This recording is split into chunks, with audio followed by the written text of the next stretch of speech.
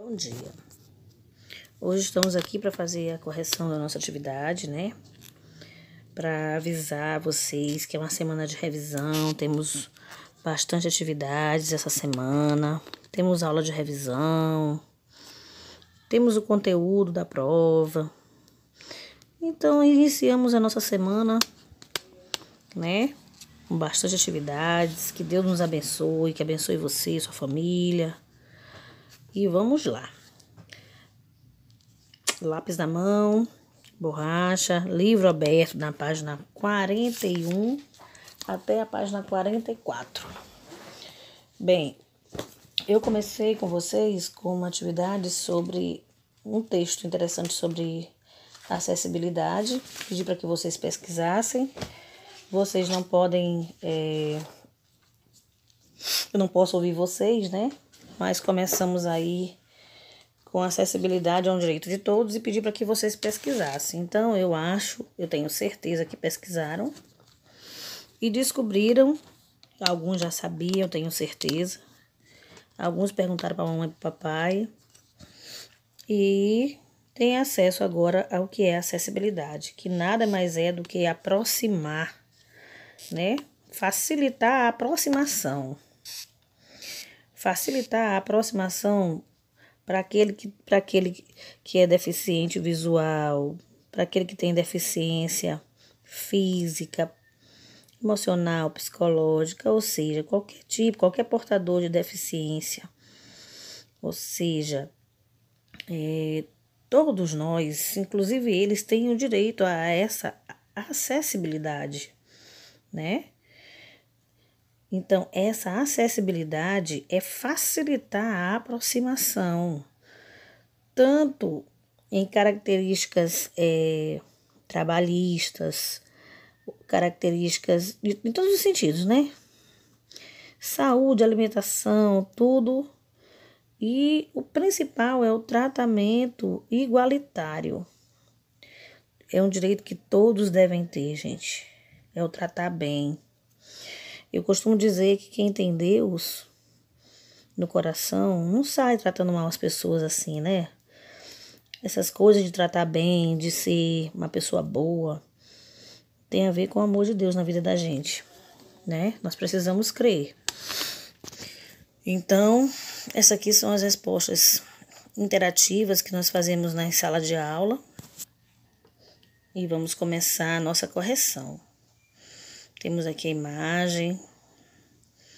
Gente, eu não esqueci que tem uma ortografia não, certo? Bem, aqui nós temos o texto a seguir é uma história em quadrinhos da Turma da Mônica. Nela os personagens viverão uma situação que os fará refletir sobre a importância da acessibilidade para as pessoas com deficiência. Observe o título da história e tente imaginar que situação os personagens vão vivenciar. Depois converse sobre isso com os colegas, agora com os pais de vocês em casa, né, minha gente?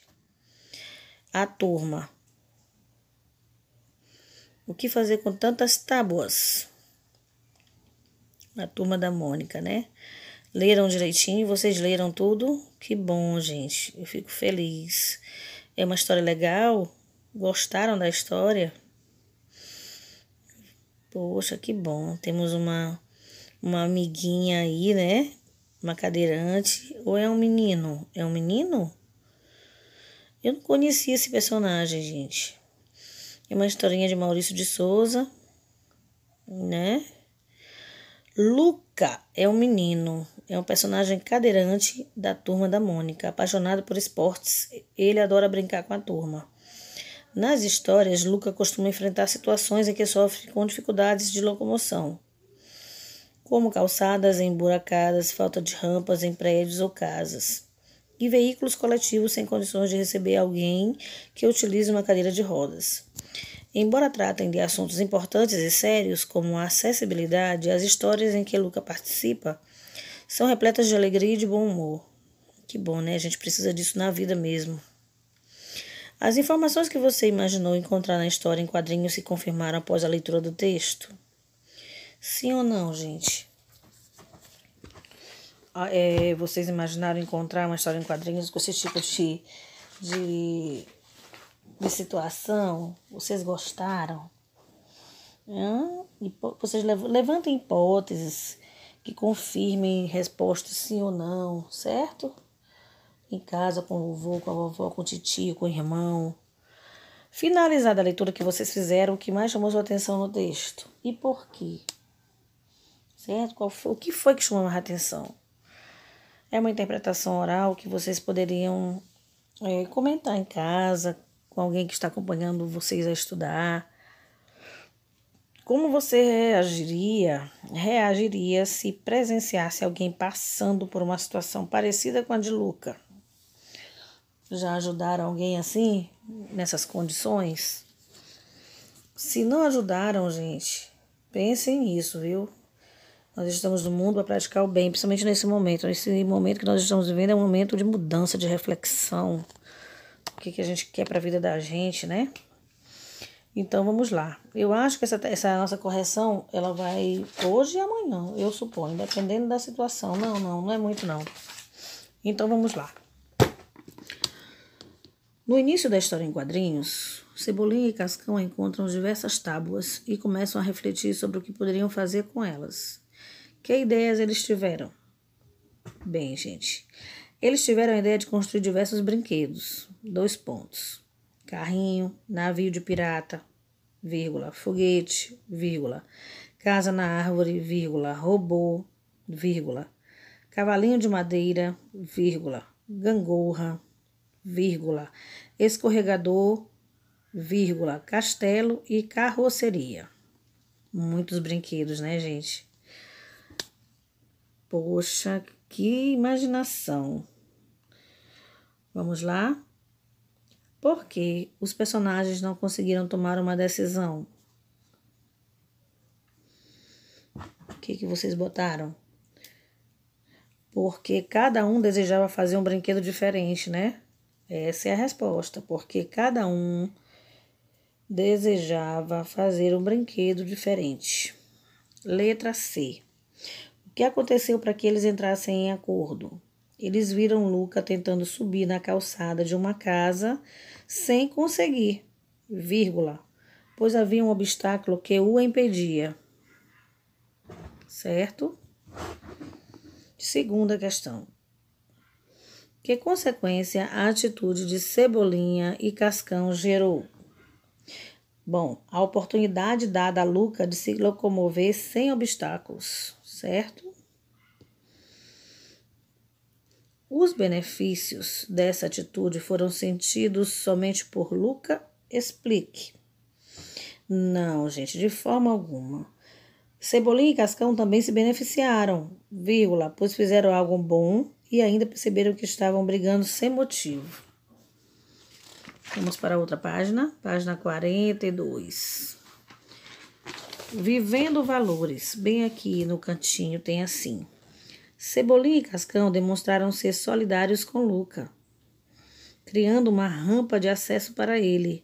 Atitudes como essa devem ser praticadas e cultivadas. Muito importante, viu? Terceira questão.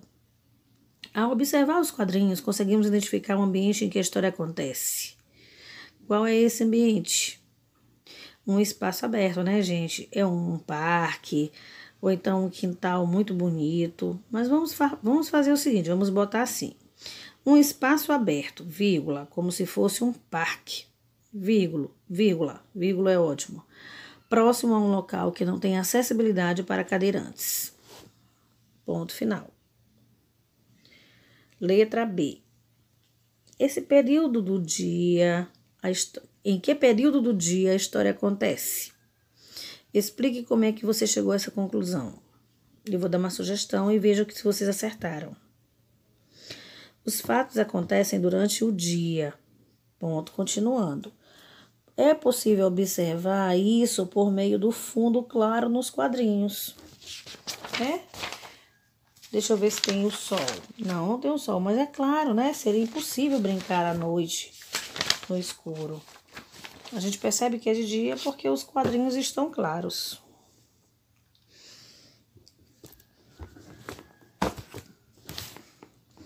Certo? Quarta questão.